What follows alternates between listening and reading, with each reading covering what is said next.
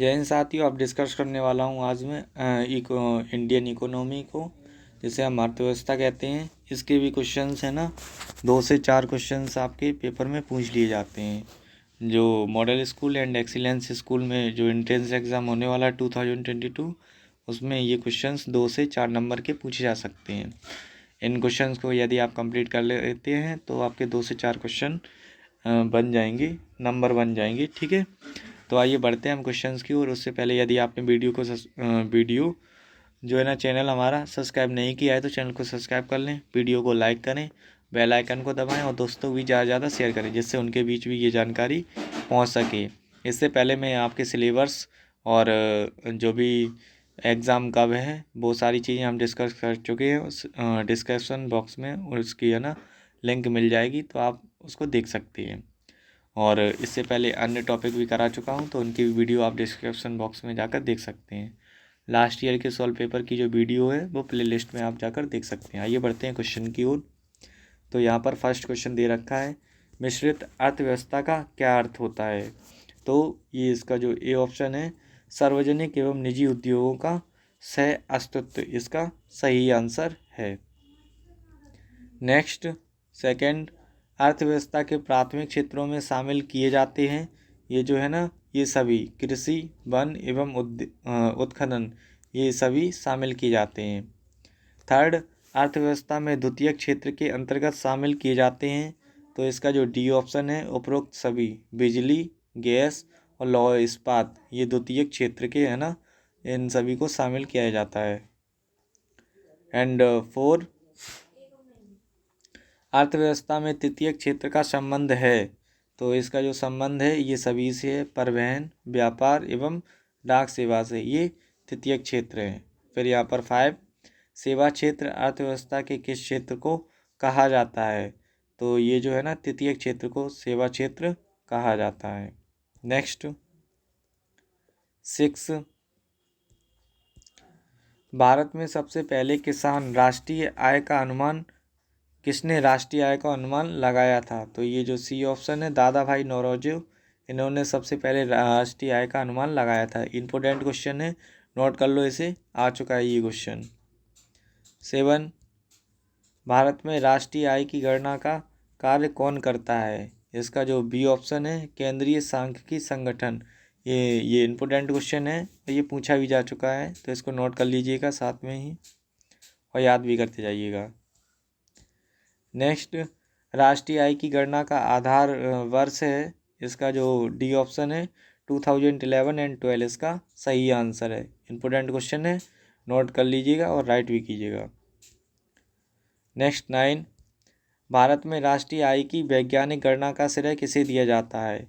तो भारत में राष्ट्रीय आय की गणना का वैज्ञानिक श्रेय जो है ना, आपको बताना है ये क्वेश्चन को कमेंट सेक्शन में।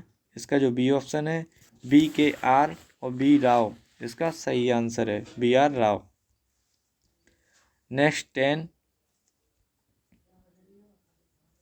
इंडियन विजन 2020 क्या है। आपको बताना है इंडिया विजन 2020 क्या है। इंडिया विजन 2020 जो पुस्तक है वो डॉक्टर APJ अब्दुल कलाम की आत्मकथा है। क्या है, डॉक्टर APJ अब्दुल कलाम की आत्मकथा। ठीक है, लेकिन यहाँ पर पूछा गया है इंडिया विजन 2020 क्या है। तो इसका जो बी ऑप्शन है ये सही होगा, योजना आयोग द्वारा भारत को 2020 ईस्वी तक विकसित राष्ट्र बनाने के उद्देश्य से तैयार किया गया दृष्टि पत्र, इसका सही आंसर है। नेक्स्ट 11, योजना आयोग के अनुसार ग्रामीण क्षेत्रों में कितनी कैलोरी पोषण प्राप्त न करने वालों को गरीबी रेखा से नीचे माना जाता है। तो इसका जो सही आंसर है वो है 2400 कैलोरी। यदि कोई परिवार गेट नहीं करता है तो उसे गरीबी रेखा से नीचे माना जाता है। नेक्स्ट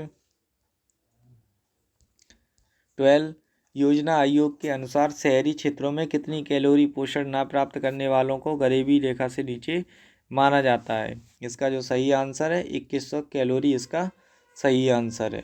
नेक्स्ट 13, ग्रामीण क्षेत्रों में गरीबी के आकलन हेतु किस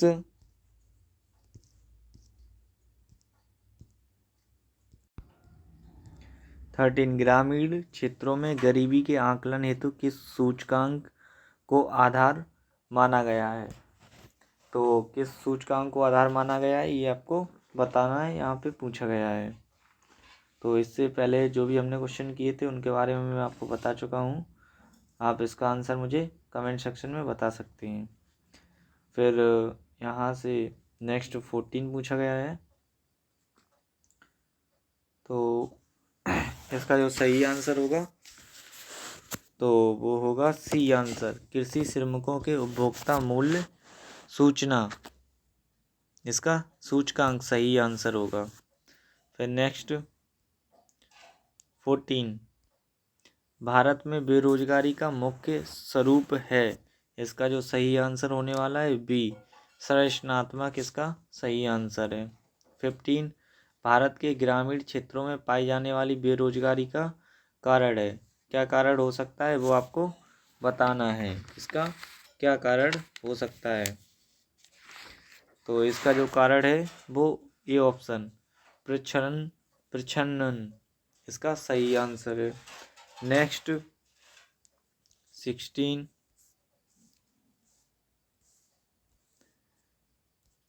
16, अंत्योदय कार्यक्रम का उद्देश्य क्या है, इसका उद्देश्य आपको बताना है, इसका जो डी ऑप्शन है, गरीबों में सबसे अधिक गरीबों की सहायता करना, इसका सही आंसर है। नेक्स्ट 17, राष्ट्रीय ग्रामीण रोजगार गारंटी योजना कब शुरू की गई थी, इसका आपको सही आंसर बताना है। ये जो योजना है 2 फरवरी 2006 को स्टार्ट की गई थी। नेक्स्ट 18, भारत में सामुदायिक विकास कार्यक्रम कब आरंभ हुआ था, तो ये जो कार्यक्रम है 2 अक्टूबर 1952 में आरंभ हुआ था, ये भी इम्पोर्टेंट क्वेश्चन है। 19, सर्वोदय योजना किसके द्वारा प्रारंभ की गई थी, ये जो है जयप्रकाश नारायण द्वारा इस योजना को प्रारंभ किया गया था। नेक्स्ट 20, भारत में पहली पंचवर्षीय योजना कब शुरू की गई थी, तो ये जो योजना है 1 अप्रैल 1951 ईस्वी में शुरू की गई थी, प्रथम पंचवर्षीय योजना। 21, प्रथम पंचवर्षीय योजना का मुख्य बल किस क्षेत्र पर था, इसका जो क्षेत्र था वो कृषि था। प्रथम जो है ना पंचवर्षीय योजना का जो बल दिया गया था वो कृषि पर। 22, राष्ट्रीय विकास परिषद का पदेन अध्यक्ष कौन होता है, तो इसका जो अध्यक्ष है प्रधानमंत्री होता है, कौन होता है, प्रधानमंत्री। 23, द्वितीय पंचवर्षीय योजना विकास के किस मॉडल पर आधारित थी, तो ये जो योजना है पीसी मनोबल महालनोबल जो है ना वो महालनोबिस के आधार पे है ना इसको आधारित थी। नेक्स्ट 24, द्वितीय पंचवर्षीय योजना में किस क्षेत्र के विकास पर सर्वाधिक बल दिया गया था, तो ये जो ऑप्शन सी है उद्योग पर सबसे ज़्यादा बल दिया गया था द्वितीय पंचवर्षीय योजना में। नेक्स्ट 25, निम्नलिखित में से किस इस्पात कारखाने की स्थापना द्वितीय पंचवर्षीय योजना के दौरान की गई थी, इसका जो राइट ऑप्शन होने वाला है वो आपका डी ऑप्शन, ये सभी राउरकेला, भिलाई और दुर्गापुर, इन सभी की स्थापना की गई थी, ये इंपोर्टेंट क्वेश्चन है। 26, योजना अवकाश काल किस अवधि को माना जाता है, तो इसका जो राइट आंसर होने वाला है वो 1966 1969, ये अवकाश काल में इसमें कोई योजना पंचवर्षीय नहीं रही। 27, निम्नलिखित में से किस योजना के दौरान भारत में हरित क्रांति का आगमन हुआ था, तो इसका जो राइट आंसर होने वाला है वो है योजना अवकाश काल। 28,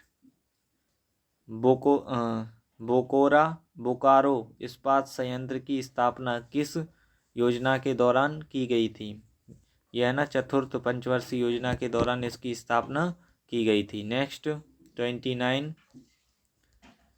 1 रुपये के नोट पर किसके हस्ताक्षर होते हैं, तो इसको आपको बताना है किसके हस्ताक्षर इस पर होते हैं, तो इसका जो राइट आंसर है वित्त सचिव, इसका राइट आंसर है। नेक्स्ट 30, ग्रेस्म का नियम निम्नलिखित में से किससे संबंधित होता है? तो इसका जो नियम है मुद्रा के प्रचलन से संबंधित होता है। 31 गरीबी हटाओ नारा सर्वप्रथम किस पंचवर्षीय योजना के दौरान दिया गया? ये जो योजना ही चौथी थी, इसका बी ऑप्शन सही आंसर है। 32 आत्मनिर्भरता की प्राप्ति को सर्वप्रथम किस योजना का मुख्य उद्देश्य निर्धारित किया गया है? इसका जो ए ऑप्शन है चौथी, इसका राइट आंसर है। नेक्स्ट 33 टाइस्ट्रेम कार्यक्रम निम्न में से किससे संबंधित है? ये जो कार्यक्रम है स्वरोजगार हेतु ग्रामीण युवकों से संबंधित है ये जो कार्यक्रम। नेक्स्ट 34 निम्न में से प्रत्यक्ष कर है? इसका जो राइट आंसर है वो डी ऑप्शन है। ये सभी इसके प्रत्यक्ष कर है, आयकर, संपत्ति कर, उपहार कर। ये भी इम्पोर्टेंट क्वेश्चन है, ये क्वेश्चन आ चुका है।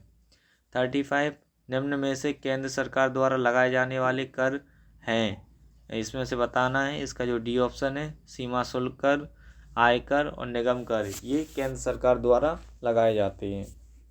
नेक्स्ट 36 बिक्री कर कौन लगाता है? तो ये आपको बताना है बिक्री कर कौन लगाता है। राज्य सरकार है ना, बिक्री कर को लगाती है। 37 निम्न में से अप्रत्यक्ष कर है? इसका आंसर आपको सही बताना है। निम्न में से अप्रत्यक्ष कर कौन सा है? डी ऑप्शन सीमा शुल्क, उत्पादन शुल्क और तटकर, ये जो है ना अप्रत्यक्ष कर है। 38 निम्न में से राज्य सरकार द्वारा लगाए जाने वाले कर हैं, तो इसको आपको बताना है। इसका जो डी ऑप्शन है भू राजस्व, मनोरंजन कर, पथ कर, इसका राइट आंसर होगा डी ऑप्शन। नेक्स्ट 39 ये दोनों ही क्वेश्चन इंपोर्टेंट हैं और ये क्वेश्चन कई बार पूछे भी गए पेपर में। जीएसटी किस प्रकार का कर है? तो जीएसटी को आपको बताना है ये अप्रत्यक्ष कर है। कौन सा? अप्रत्यक्ष। 40 भारत में जीएसटी कब से लागू की गई है? ये जो जीएसटी है 1 जुलाई 2017 से जीएसटी को भारत में लागू किया गया है। इसका जो फुल फॉर्म होता है गुड सर्विसेज टैक्स, तो इसका सही आंसर है। अब इसमें जो फर्स्ट वीडियो है ना इकोनॉमिक्स की, वो हमने 1 से 40 तक क्वेश्चन डिस्कस किए हैं। इसके जो नेक्स्ट क्वेश्चन है वो हम नेक्स्ट वीडियो में डिस्कस करने वाले हैं। ठीक है, इस तरह 2 पार्टों में इसके सारे क्वेश्चन कंप्लीट हो जाएंगे। और इससे पहले की वीडियो डिस्क्रिप्शन बॉक्स में जो लिंक दी गई हैं उनमें देख सकते हैं। और इससे संबंधित कोई क्वेरी है तो आप कमेंट सेक्शन में बता सकते हैं। और अभी तक आपने चैनल को सब्सक्राइब नहीं किया है तो चैनल को सब्सक्राइब करें, वीडियो को लाइक करें और दोस्तों के साथ ज़्यादा से ज़्यादा शेयर करें। जय हिंद साथियों, मिलते हैं नेक्स्ट वीडियो में।